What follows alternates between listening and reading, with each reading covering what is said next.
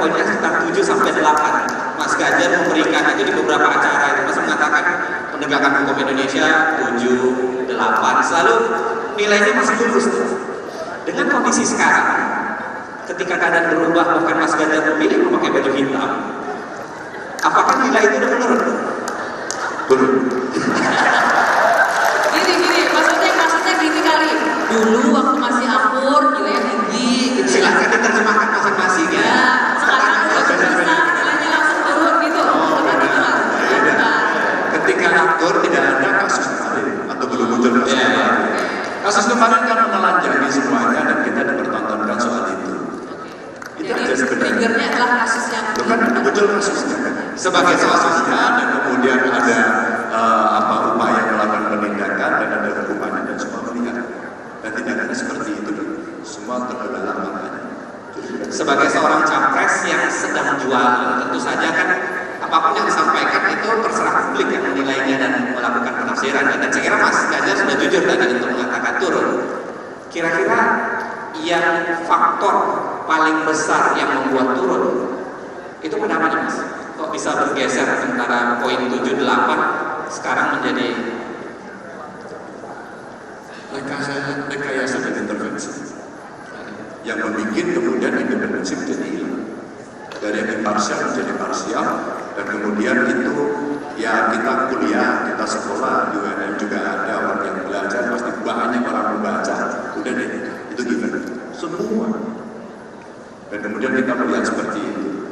Kalaulah kemudian ini orang semua sudah tahu bahwa warnanya adalah emas dan merah, tiba-tiba semua mengatakan ini hitam, kan kita tidak mau, kita yang melihat merah dan kuning. Terus itu kemudian muncul dari sikap itu.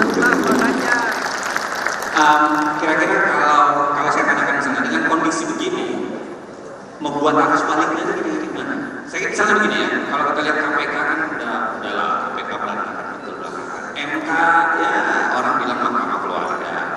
Membuat arus baliknya, kira-kira Mas Ganjar membayangkan sebagai seorang presiden mau membalik arusnya kembali ke arus yang baik. Mengembalikan kepercayaan publik terhadap lembaga itu seperti apa, Mas? Ketika kewenangan itu ada dan diberikan kepada seorang pemimpinnya yang kemudian membuat arusnya itu dibalik. Dukungan kedua adalah kolaborasi dengan kondisi sosiologis yang terjadi di masyarakat, agamawan, ilmuwan, budayawan, media. Ketika kegelisahan itu semuanya muncul, rasanya ini yang mesti diakomodasi untuk kemudian membalikkan situasi ini. Dan ketika regulasinya tidak mencukupi, jadi rumah regulasi. Terakhir sebelum saya serahkan ke Mas Ganjar, skala 1 sampai 10 rapor Pak Jokowi berapa sih sebenarnya? Mas Ganjar, ini kita mau disclaimer ya, ini pertanyaan murni dari panelis ya Mas ya, bukan dari diajar. Tidak menegakkan hukum hak asasi manusia yang tadi dengan single ya. Kalau skala 1 sampai 10 kira-kira hukum dan hak asasi manusia. Hukum hak asasi manusia, pemberantasan korupsi, demokrasi, ya kira-kira tadi yang dengan singgung sebagainya. Ya dengan kasus ini jeblok. Poinnya jeblok. Kira-kira poinnya berapa? 1 sampai 10.